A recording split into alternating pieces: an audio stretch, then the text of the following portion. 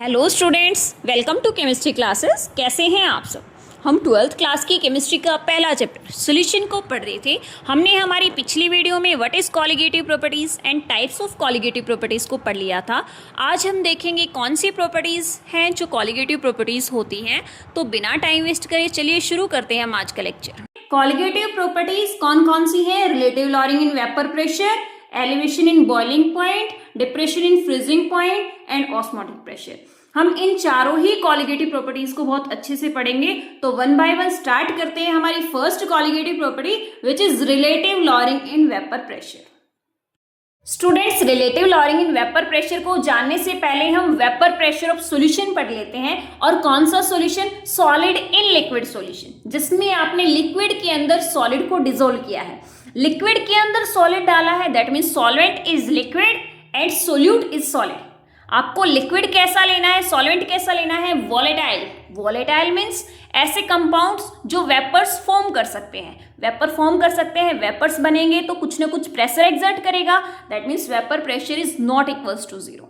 और सोल्यूट आपको कैसा लेना है? Non volatile. Non volatile means ऐसे कंपाउंड जिनके वेपर्स नहीं बन पाती। For example urea, glucose, sugar, salt, ये सभी नॉन वॉलेटाइल सोल्यूट होते हैं। इनके वेपर्स फॉर्म नहीं होते। जब वेपर्स नहीं बनते तो वेपर प्रेशर ऑफ सोल्यूट क्या आएगा? 0 आएगा। सोल्यूट की वजह से वेपर प्रेशर 0 होगा और सॉल्वेंट की वजह से वेपर प्रेशर होगा। दैट मीन्स जो प्रेशर होगा वो किसकी वजह से होगा? सिर्फ सॉल्वेंट की वजह से होगा, क्योंकि सोल्यूट तो नॉन वॉलेटाइल है, उसकी तो वेपर्स बनते ही नहीं, तो प्रेशर कैसे एक्सर्ट करेंगे? मैंने क्या ले लिया? एक वेसल ले लिया। सबसे पहले इस वेसल ए में प्योर सॉल्वेंट फिल कर दिया। सॉल्वेंट क्या है? वॉलेटाइल है, तो इसके वेपर्स बनेंगे। वेपर्स बन रहे हैं, जो सरफेस पे पार्टिकल्स होते हैं वही वेपर्स फॉर्म कर पाते हैं।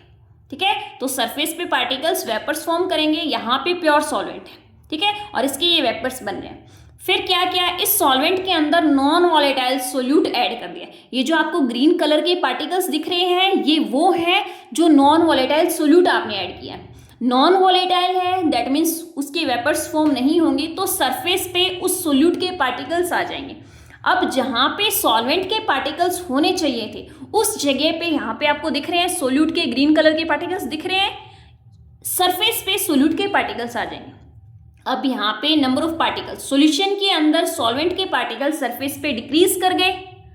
अब नंबर ऑफ पार्टिकल्स डिक्रीज कर गए, दैट मीन्स वेपर प्रेशर भी तो कम आएगा। क्यों? वेपर्स कम बनेंगे। सरफेस पे जो पार्टिकल्स होते हैं उन्हीं के तो वेपर्स फॉर्म हो पाते हैं, और सरफेस पे जो पार्टिकल्स है उनकी जगह सोल्यूट पार्टिकल्स ने ले ली। ओके, तो क्या होगा? कम सॉल्वेंट के पार्टिकल्स वेपर्स में कन्वर्ट हो पाएंगे, इसलिए सॉल्यूशन का वेपर प्रेशर क्या आएगा? कम आएगा। प्योर सॉल्वेंट का वेपर प्रेशर ज्यादा था, सॉल्यूशन का वेपर प्रेशर क्या आएगा? कम आएगा। प्योर सॉल्वेंट के वेपर प्रेशर को P0A इससे लिखा है, और सॉल्यूशन के वेपर प्रेशर को मैंने PS से लिखा है। किसका ज्यादा आएगा? प्योर सॉल्वेंट का। तो vapour pressure of pure solvent ज्यादा आएगा किससे? सॉल्यूशन से।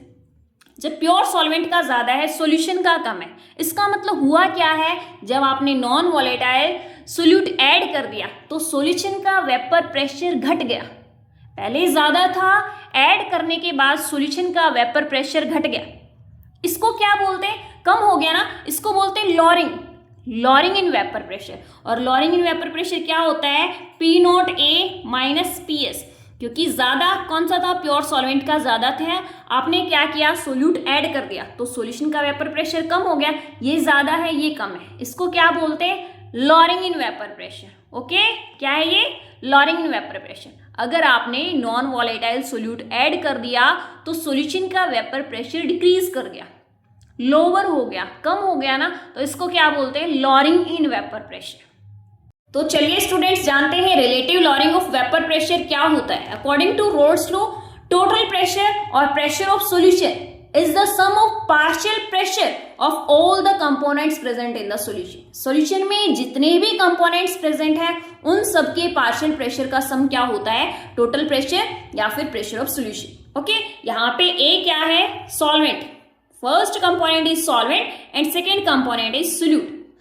तो हम पार्शियल प्रेशर कैसे निकालते हैं? पार्शियल प्रेशर क्या होता है? According to Raoult's law, PA is equals to P0A और X से। ठीक है, partial pressure of a component is directly proportional to mole fraction of that component, और डायरेक्टली प्रोपोर्शनल के साइन को हटा के हम प्योर स्टेट का जो पार्शियल प्रेशर होता है उससे मल्टीप्लाई कर देते हैं। तो PT is equals to P not A X A plus P not B X B. ये आ गया P not A vapour pressure of component A in pure state multiply mole fraction of A। P not B is vapour pressure of component B in pure state multiply mole fraction of B। लेकिन हमें पता है जो component A solvent है वो volatile है और component B solute है वो नॉन वॉलेटाइल है। जो वॉलेटाइल है उसके तो वेपर्स बनेंगे, दैट मीन्स उसकी वजह से तो वेपर प्रेशर आएगा। लेकिन जो कंपोनेंट नॉन वॉलेटाइल है उसके तो वेपर्स से नहीं बनेंगे, वेपर्स नहीं बनेंगे तो उसकी वजह से वेपर प्रेशर भी नहीं आएगा। दैट मीन्स P नॉट क्या आना चाहिए, 0 आना चाहिए। तो P नॉट क्या होगा, 0 होगा। हमने यहाँ पे P नॉट की वैल्यू 0 पुट करी तो ये सारा ये पूरी टर्म क्या हो गई, 0 हो गई। तो यहाँ से प्रेशर ऑफ सॉल्यूशन क्या बचा, P नॉट A और x A। ओके, तो pressure of solution is only due to mole fraction of A। सिर्फ मोल फ्रैक्शन ऑफ सॉल्वेंट की वजह से ही सॉल्यूशन का वेपर प्रेशर होता है। और we can say that pressure of solution is directly proportional to mole fraction of solvent. आप यहाँ देख रहे हैं ना कि जो प्रेशर है सॉल्यूशन का वो सिर्फ किस पे डिपेंड कर रहा है, कितने सॉल्वेंट के पार्टिकल्स हैं। Mole fraction that means number of solvent particles, तो सिर्फ सॉल्वेंट के पार्टिकल्स पे डिपेंड कर रहा है सॉल्यूशन का वेपर प्रेशर। ओके, अब क्या करते हैं, ये मैंने सॉल्वेंट की टर्म में लिखा है, मैं इसको सोल्यूट की टर्म में लिखना चाहती हूँ कि सोल्यूट पे किस तरीके से डिपेंड करता है। तो मोल फ्रैक्शन ऑफ सॉल्वेंट, मैं इसको यहाँ पे मोल फ्रैक्शन ऑफ सोल्यूट भी लिख सकती हूँ, क्योंकि टोटल मोल फ्रैक्शन क्या होता है, सम टोटल मोल फ्रैक्शन का सम 1 होता है, सोल्यूट का प्लस सॉल्वेंट का। Mole fraction of solvent plus mole fraction of solute is equals to 1। मेरे को यहाँ पे सॉल्वेंट की वैल्यू निकालनी है, mole fraction of solvent is equals to 1 minus mole fraction of solute. यहाँ पे आप पुट कर दीजिए मोल फ्रैक्शन ऑफ सॉल्वेंट की जगह पे। तो मैंने यहाँ पे पुट किया PS is equals to P not A और mole fraction of solvent. Mole fraction of solvent की जगह पे आप यहाँ पे 1 minus mole fraction of solute put कर दो। इस P नॉट को इसको नीचे ले आओ, तो PS by P not is equals to mole fraction of solvent. अब यहाँ पे मोल फ्रैक्शन ऑफ सॉल्वेंट की value 1 minus mole fraction of solute put कर देंगे। ओके, समझ में आया है। यहाँ पे P नॉट की वैल्यू हमने 0 पुट कर दी। Pressure of solution is only due to mole fraction of solvent. यहाँ पे मैंने मोल फ्रैक्शन ऑफ सॉल्वेंट की टर्म में लिखा है, मैं बताना चाहती हूँ मोल फ्रैक्शन ऑफ सोल्यूट की टर्म में क्या आएगा। तो मोल फ्रैक्शन ऑफ सॉल्वेंट की वैल्यू क्या आएगी, 1 minus mole fraction of solute. अब पुट कर देते हैं इसको। When non-volatile solute is added to the volatile solvent, जब नॉन वॉलेटाइल सोल्यूट ऐड किया जाता है वॉलेटाइल सॉल्वेंट के अंदर तो vapour pressure of solution decrease, solution का वेपर प्रेशर डिक्रीज हो जाता है। प्योर सॉल्वेंट का वेपर प्रेशर ज्यादा था, सॉल्यूशन का वेपर प्रेशर कम है, तो डिक्रीज इन वेपर प्रेशर।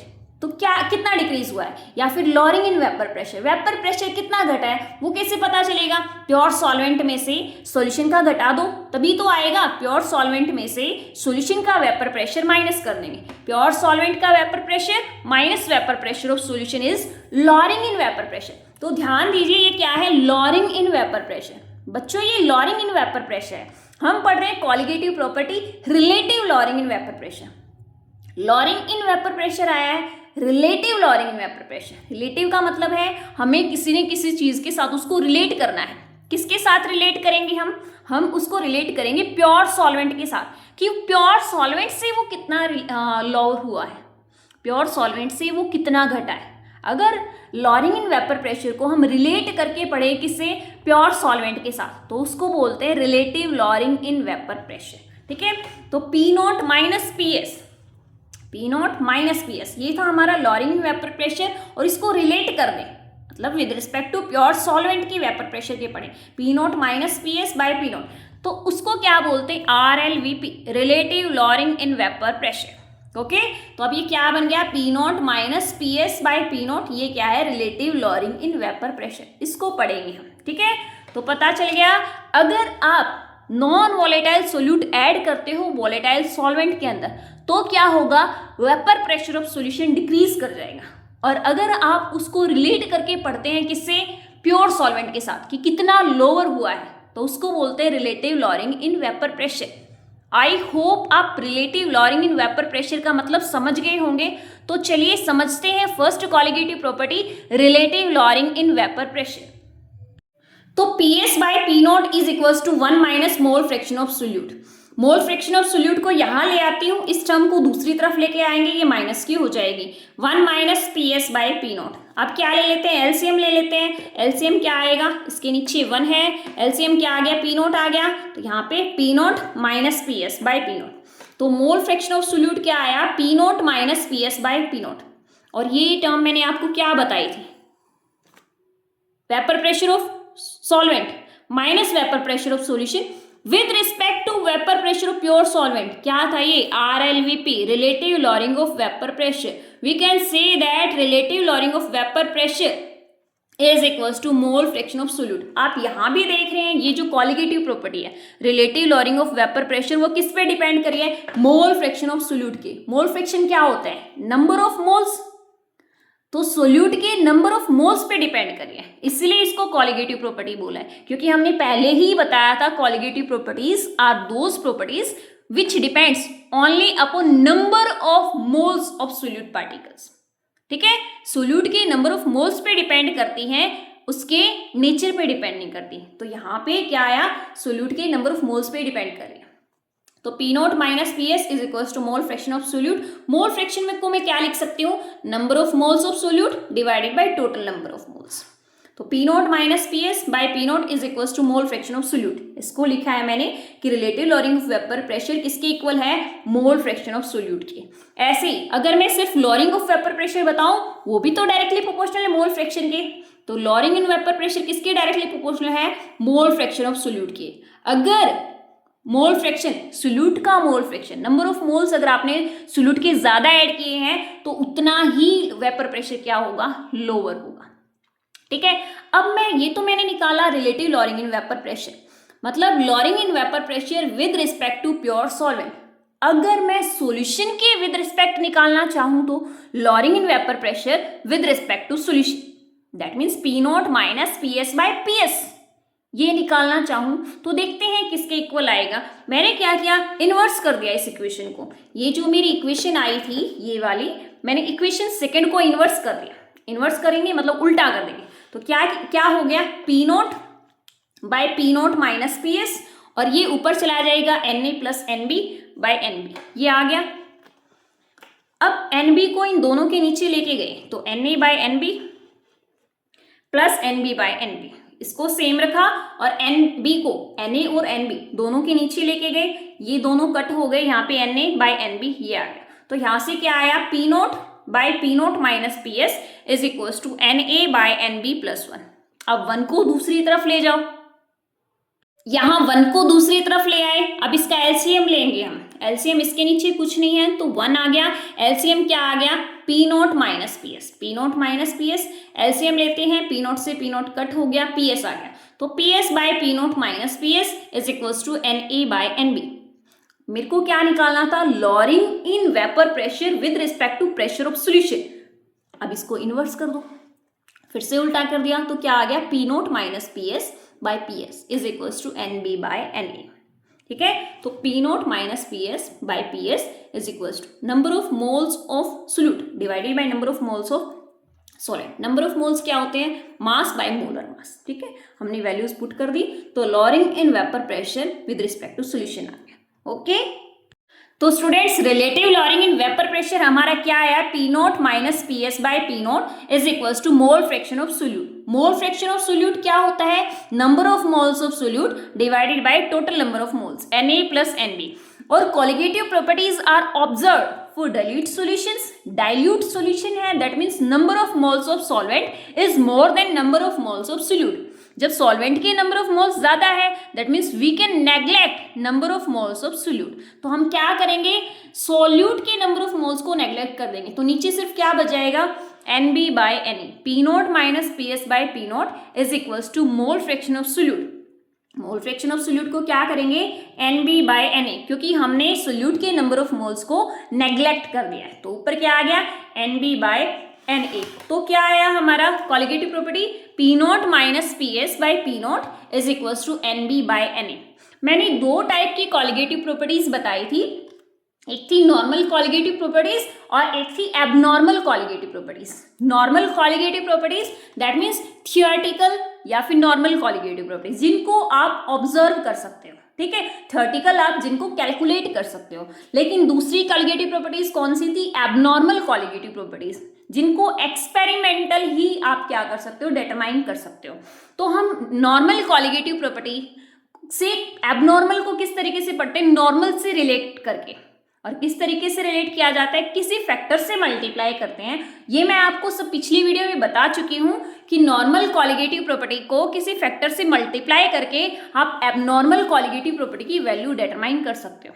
हम थ्योरेटिकल सिर्फ नॉर्मल कॉलिगेटिव प्रॉपर्टी को ही डिटरमाइन कर सकते हैं, एबनॉर्मल कॉलिगेटिव प्रॉपर्टी को एक्सपेरिमेंटल डिटरमाइन किया जाता है, ठीक है। और एबनॉर्मल कॉलिगेटिव प्रॉपर्टी किस तरीके से निकाली जाती है? नॉर्मल को किसी फैक्टर से मल्टीप्लाई कर देते हैं। वो फैक्टर क्या होता है? वांट ऑफ फैक्टर, ठीक है। तो relative lowering in vapour pressure में एबनॉर्मल कॉलिगेटिव प्रॉपर्टी की मैं वैल्यू कैसे निकालूंगी? ये मेरी normal colligative property P not minus P S by P naught is equal to number of moles N B by N A. ये था। क्या करूंगी? किसी फैक्टर से मल्टीप्लाई करूंगी। किस फैक्टर से मल्टीप्लाई किया मैंने? आई, वांट ऑफ फैक्टर से मल्टीप्लाई किया। ये मेरी क्या है? एबनॉर्मल कॉलिगेटिव प्रॉपर्टी, जहां एक्सपेरिमेंटल, क्योंकि experimental abnormal colligative property observe की जाती है। और ये क्या है? Theoretical colligative property. Theoretical colligative property को किसी फैक्टर से मल्टीप्लाई कर दो तो क्या आएगा? एक्सपेरिमेंटल या फिर एबनॉर्मल कॉलिगेटिव प्रॉपर्टीज आएंगी। अब मेरे को इसकी वैल्यू चाहिए है, तो मैं क्या कर देती हूँ? इसकी वैल्यू मेरे पास है, क्या थी? Mole fraction of solute N B by N A. तो इसकी वैल्यू मैंने यहाँ पे पुट कर दी, ठीक है। तो मेरा क्या आया? P naught minus P S by P naught. Abnormal colligative property की वैल्यू क्या आई? आई से मल्टीप्लाई कर दो किसको? Number of moles of solute divided by total number of moles N A by N B, ठीक है। ये सिर्फ किसके लिए? डाइल्यूट सॉल्यूशन के लिए है, और ये किसके लिए? सभी सॉल्यूशंस के लिए, ठीक है।